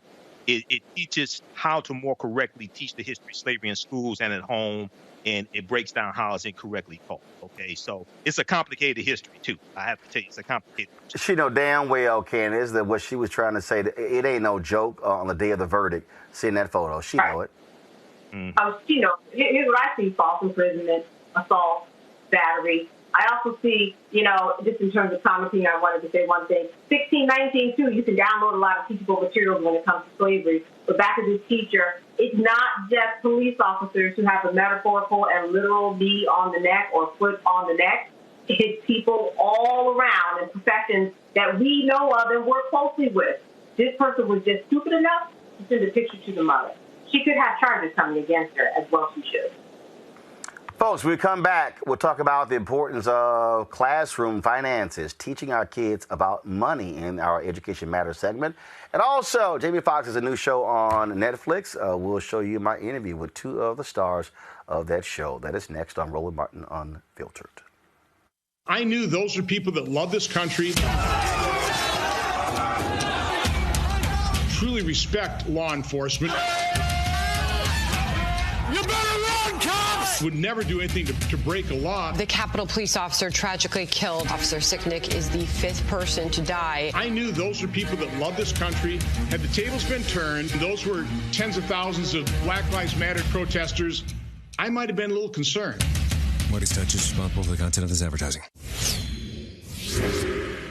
Carl Payne pretended to be Roland Martin. Holla! Hi, I'm Chaley Rose, and you're watching Roland Martin Unfiltered.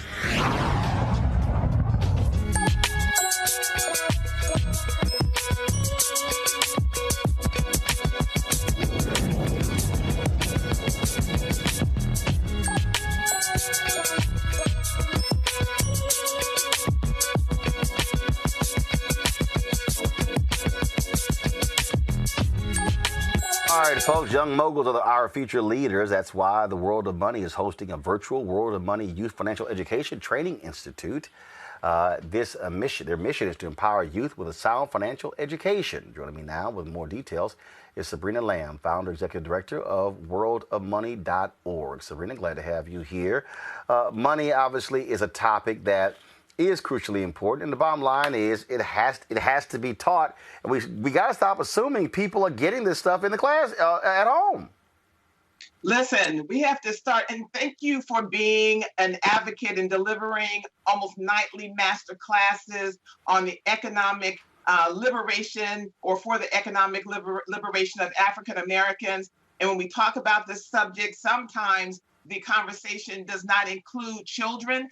Our children are watching the economic disparities. They understand, or they sense that something is going on.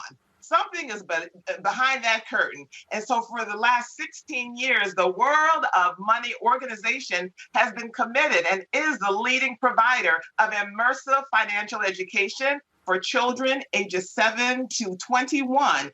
And so the only way we can start to, or include in building this generational wealth gap, Roland, is to start with financial education. And speaking of that and how critically important that is, we used to, of course, have homemaking, if you will, in schools. You had trades that you were required to take. I remember that was the case in junior high and high school growing up in Houston. And it's still crazy to me that financial management is not mandatory in middle school and high schools. Well, it won't be. And here's why. Many teachers, they always say, well, or parents say, well, why isn't World of Money in every school? Well, when you hear from teachers, they say, look, my own financial house is on fire. I don't understand this stuff. No one taught me, or I didn't attend school with this, or I don't know how to, manage money myself. But when you deliver, it's really important who teaches the financial education, because often, and we know this financial education everywhere. If we Google it, it's everywhere. but it has to be delivered to respond to the person that we want to teach. And as it relates to children, particularly African-American children, first we need to start, because everybody knows, well, you should budget, you should save. Start with teaching our children that their very life, Roland, is worth saving.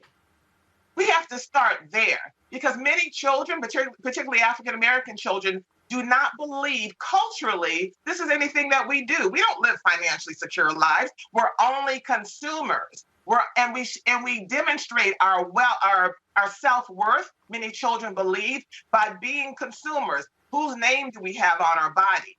And so at World of Money, we bring children, from a consumer mindset to being savers and investors, and really important, Roland, being philanthropists, because we believe that you can't give, or nothing can enter a closed fist. And so our children are provided with a holistic financial education, starting with Mansa Musa, one of the richest human beings in the world, originally from Mali. Well, bottom line is this here. You have to, as far as I'm concerned, we have to be there, because we cannot have another generation who grows up who doesn't understand money, who doesn't understand negotiation, who doesn't understand investment, who doesn't understand savings, who doesn't understand credit scores, and how critically important that is when you're just starting off after college, or heck, even while you're there. That's right. And so one of the things we teach at World of Money, never sign a document you don't understand what it is. And many of us do. And when we ask parents or children, why did you sign that document? Why did you sign that loan document? Many believe they don't have the right to say no. Or why do you use those predatory institutions in your neighborhood that are only in our neighborhoods? The payday loans, the check cashing, the renter centers, only in communities where it's demonstrated there is zero financial education. And when children are taught, oh my gosh, this what the financial result or impact of continuing to serve or support those type of predatory institutions, a new day comes on. But first we have to teach children that we're not a community or a people that don't have the power to change so much. I mean, our approach is definitely from a holistic, in terms of not from hoard or greed, but using one of the most powerful currencies on the planet. And we teach our children also how our people have leveraged the power of their economics to achieve human rights liberation from, Montgomery bus boycott and so on. Apartheid. Questions for our panel here. I'll start first with Candace. I'm wondering, what do you think the solution is in terms of first steps to teach young people how to get in the game? I'm barely hearing Candace. I know she asked something, but I barely could make out what. Candace, ask the question again, because Sabrina couldn't really hear your question. Okay, can you hear me now? I heard you say that. Yes. Go ahead. Okay. In terms of, what are some of the first steps that you think young people should be taught in order to get into the game of that economic building and wealth building, and understanding that they're not just consumers? I heard in order to get young people into the wealth building, and then I did not hear the remainder of what you said. In order for them to be entrepreneurs and not just consumers. Okay, so that is part of it. If you're not a saver, an investor, an entrepreneur, a philanthropist, and so forth, you don't have a proper or a holistic engagement with money. We definitely teach at worldofmoney.org entrepreneurship, because we encourage everyone to have another stream of income, not just one, delivering on a job, which is probably great, or a career, but how to create other tools so that you can have another stream of income in your life. And because our children are so brilliant, they have the capacity to create businesses and income streams that you never even thought of. And so that's what we really encourage to teach at worldmoney.org. All right, question from Xavier. Yes, thank you for your advocacy. Why do you think that the age 7 is the age to get started in terms of your programs and in getting financial literacy? Xavier, let me tell you something. These little children, they understand the power of money. They've been watching their parents argue, fuss, and fight, take out money from their purse or their wallet to go to the store since they were in their crib. So they understand that thing can get me what I want. I still get what I need, but I really want that want.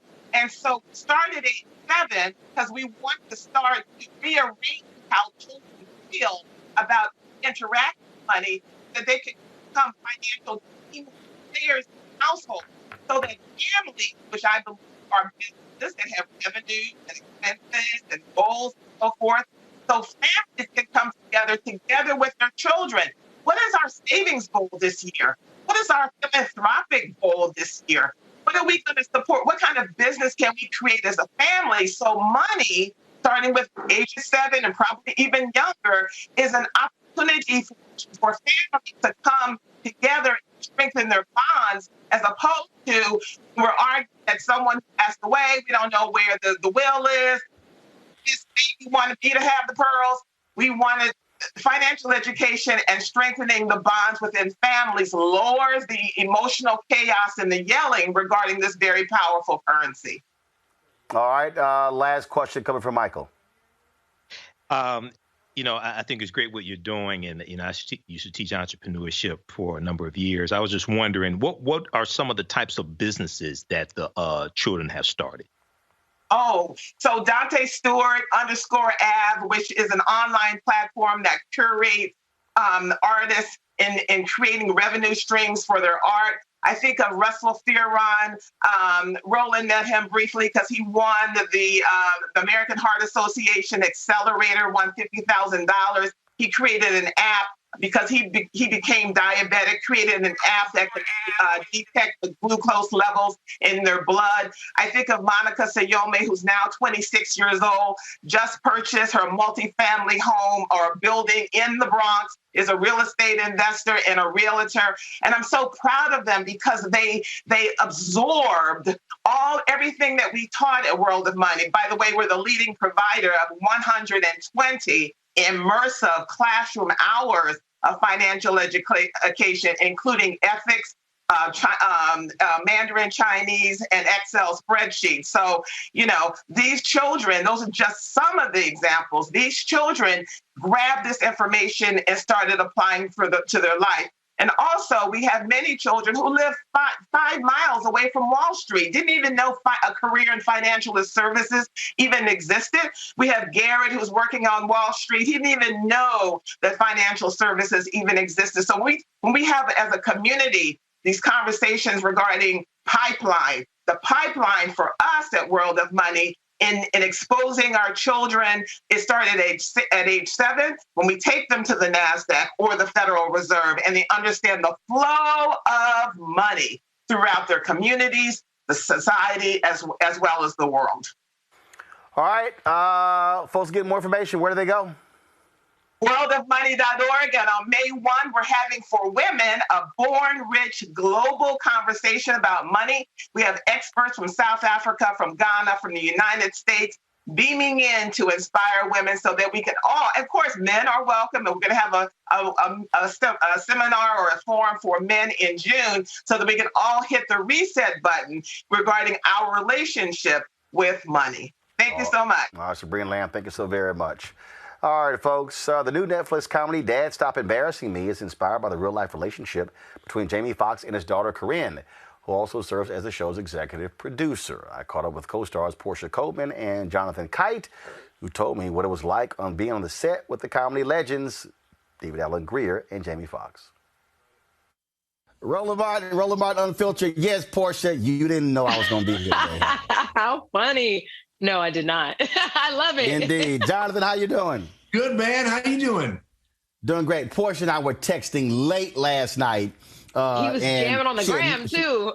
I was jamming on Instagram. She had no idea I was going to be chatting with her today. Glad to have both of y'all here. Let's get right into it.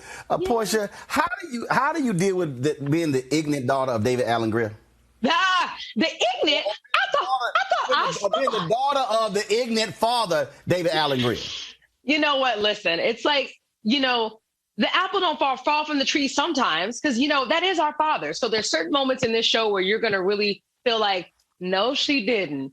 No, he didn't. But then you realize, oh, that's why they all family, because he's the matriarch of the family. So it was amazing playing alongside David Allen Greer because he is iconic. Him and Jamie Foxx on In Living Color is like nothing you can ever, recreate because of their chemistry. But now watching them play father and son and the dynamic of the sister and then the boyfriend and then the daughter, it was just incredible to watch that dynamic. But, I don't feel like I'm ignorant. I'm smart. I'm educated. And I just have little moments when it's like, oh, okay, I should have known that. But I didn't. I guess a blonde moment, if you want to say.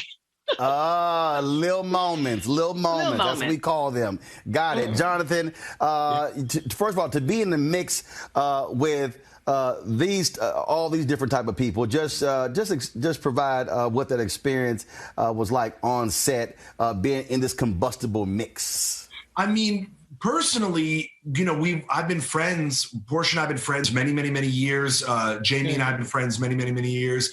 And to do a sitcom with people that you love and respect, but that you're actually friends with is not, I think there's an idea that people are just know each other in Hollywood, but that's not the case. So to finally get on set with people that you have an actual previous relationship with, that you care about and you spend time with, is a dream come true. Now, professionally, it's unbelievable because everybody on the show is so multi-talented in so many ways. And to bring like a collection of these people, it feels like the Avengers, right? So it's like everybody can do everything. And so when you get us together, it really is like the perfect starting five. Yes. And obviously there were lots of, first of all, it's a sitcom, but I'm sure at some point somebody had to say, cut, enough with the laughing. My goodness. Look, come on. We got to get some work done. Oh, yeah. That happened. It was working. Yeah, it happened. But then we knew, that we always try to bust each other up because if we were able to make somebody else laugh in the scene and they, and they weren't on camera for it, then that was the take. That was it. Oh, so many moments. I remember like one episode when, Jamie's in one of his characters and he has this boombox that's a backpack. So when he walks on set, you think he's carrying a backpack, but it's a whole boombox. And next, he presses play and the boombox is just blasting music. And one day he started playing Proud Mary by Tina Turner. And all of a sudden, I'm just like, I'm inspired. I'm doing my Tina and I hit it. Next, Jamie busts right in. I'm telling you, and I have the footage. Like once the show comes out, we can release all this behind the scenes footage that we have. He went into full Ike Turner mode and we are just right in the middle of choreography and all. So to answer your question, there are so many moments that we have off camera that brought this to life. When you're seeing action and roll, we were already doing something in between where we just fell into it so organically. Because again, we are all friends and family in real life. So Jonathan, did you hop into that dance? Yeah, I played an audience member. I played a Tina Turner fan, a Tina fan, and who was just like, yep. He hit us with his signature. It's like the arms. His arms are signature. Yeah. I call it the bobblehead. But yeah, the fact that we were able to sort of have those performances for each other. That's the thing. I think we entertain each other so much. And the fact that we're able to bring that to a show, I think, is what makes it so entertaining. I would also venture, Portia, that because of COVID, because of what it forced productions to do, that frankly people became even closer than normal because you had to be locked in. I say the same way with my show. You have no choice but to sort of be this nucleus as a result of shooting this during all the COVID protocols.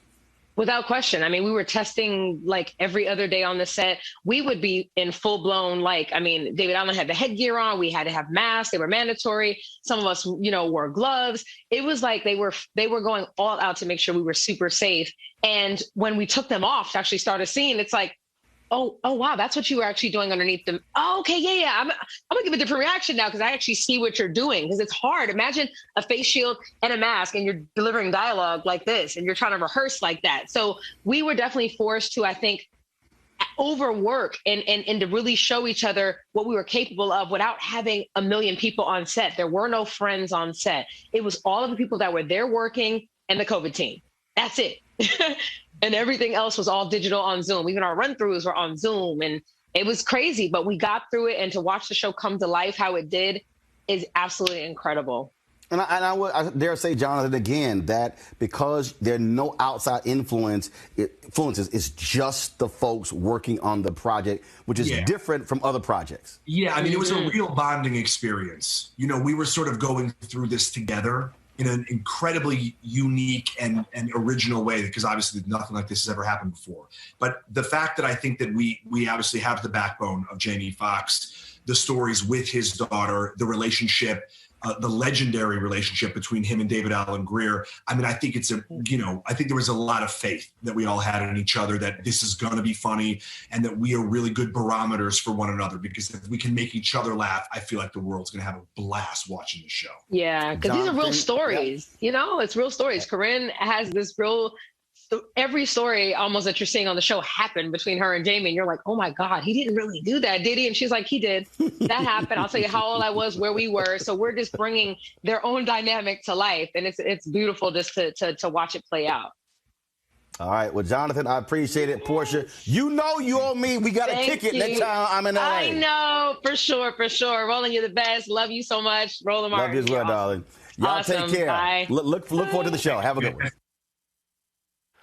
All right, Dad, Stop Embarrassing Me. You can watch it now on Netflix. All right, to my panel, I certainly appreciate it. It has been an absolutely crazy, unbelievable week. Of course, Tuesday, Derek Chauvin found guilty. He'll be sentenced in 8 weeks. And, of course, then, of course, we had the case of Ma'Khia Bryant out of Columbus, Ohio.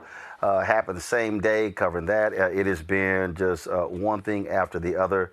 I think I would dare say, Candace, I think folk are really looking to a quiet respite this weekend. Then, of course, last night, so many of us were shocked by the news of the death of Shock G, of course, and also known as Humpty Hump, of course, with the group Digital Underground. And so, man, talk about, losing him, losing so many others recently, Black Rob, DMX, right? You name it.